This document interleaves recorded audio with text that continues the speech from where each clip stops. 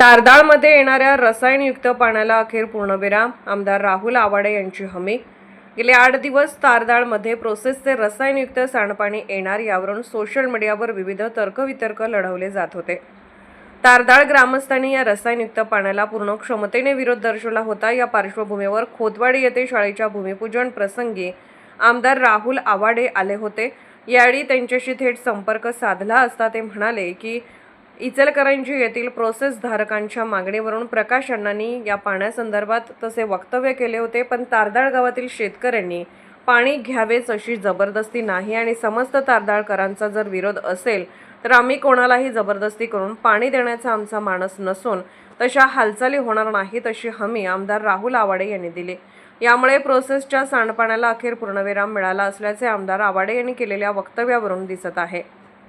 TDS जो असतो तो जरा हायर साईडला असतो साधारण, परंतु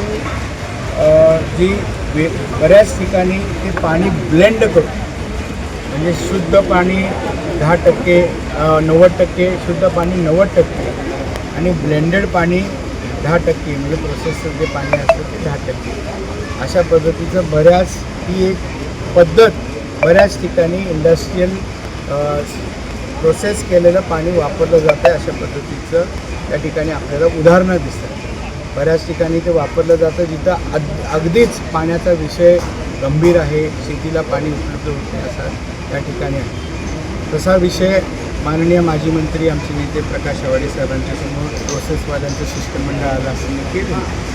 त्या पद्धतीचा तो विषय जी इचलकरंजी आपली धडक योजना आहे त्या धडक योजनेचं पाणी तारदाळपर्यंत येतं आणि ह्या योजनेचं पाणी तारदाळपर्यंत येत असल्यामुळं सतत त्या धडक योजनेच्या लिकेजेस आहेत.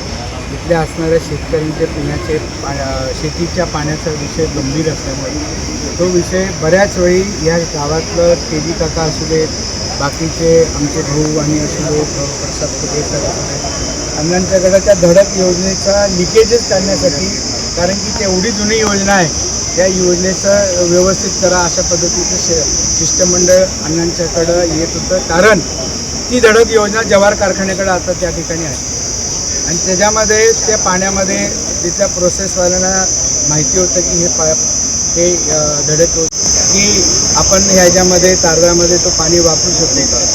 आणि अण्णांनी त्या कार्यक्रमामध्ये सांगितलं होतं की तिथल्या शेतकऱ्यांना विश्वासात घेऊन जर त्यांची मान्यता असेल, त्यांना वाटत असेल की बाबा हे पाणी आपल्याला उपयोगी होऊ शकतं तर आपण त्या ठिकाणी विचार करू.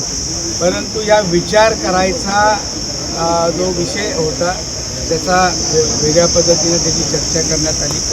परंतु त्यानंतरच्या ज्या बातम्या आल्या त्यानंतर तारदाळ गावामध्ये तमाम शेतकऱ्यांना ते पाणी नको आहे. कुठलीही जबरदस्ती नाही आहे. पाणी हा विषय अतिशय जिव्हाळ्याचा विषय असल्यामुळं जबरदस्ती हा विषय कधीच होऊ शकत नाही आणि तो प्रोसेसचं पाणी आहे, ते काही जबरदस्ती पाणी येणार आहे असं काही विषय नाही.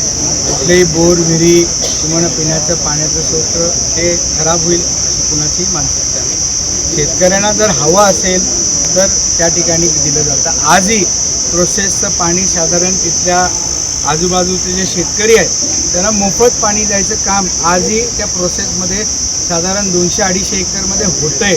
अशा पद्धतीची कागदपत्रं त्यांच्याकडे आहेत आणि ते देत आहेत. ही व्यवस्था त्या ठिकाणी आहे. ते अतिरिक्त पाणी जर वाढणार असेल, काय लागणार असेल तर ते आपल्या ह्या परिसरामध्ये पाण्याची कमतरता शेतकऱ्यांना असते. त्यांना जर शेतकऱ्यांची संमती असेल तर ते ब्लेंड करायचं आहे, 100% टाकायचं नाही आहे. 5%, 10% विथ 90% फ्रेश पोट असं असतं. त्या तिथल्या स्थानिक शेतकऱ्यांनी त्या ठिकाणी त्यांनी मागणी करायचं आहे. आणि त्याचबरोबर असे निवेदन आले की आमच्या भागामध्ये आम्हाला पाणी कमी मिळते, तिथं आमच्याला पाणी अशा पद्धतीचे विषय बरेच येतात. आता हा विषय लोकांना नसेल, इथल्या ग्रामीण पंचायतीमध्ये सरपंचांचं निवेदन महापौरांना आलं, त्याचबरोबर इथल्या नागरिकांची काल परवा दिवशी बैठक झाली. त्यामध्ये कुठेही हा विषय जबरदस्त नाही आणि प्रकाश आवाडे साहेबांचा विषय त्यांच्या स्टेटमेंटचा विषय एक वेगळ्या पद्धतीनं त्याला फॅब्रिकेट करून त्यांना करायचा प्रयत्न केला. ते काय साफ चुकीचं आहे. गावातल्या लोकांच्या बरोबर आम्ही आहोत, शेतकऱ्यांच्या बरोबर आहोत, गावाच्या विकासाबरोबर आहोत ही खात्री मी या परिसराचा आमदार म्हणून या ठिकाणी आपल्याला देतो. साहेब एक मिनिट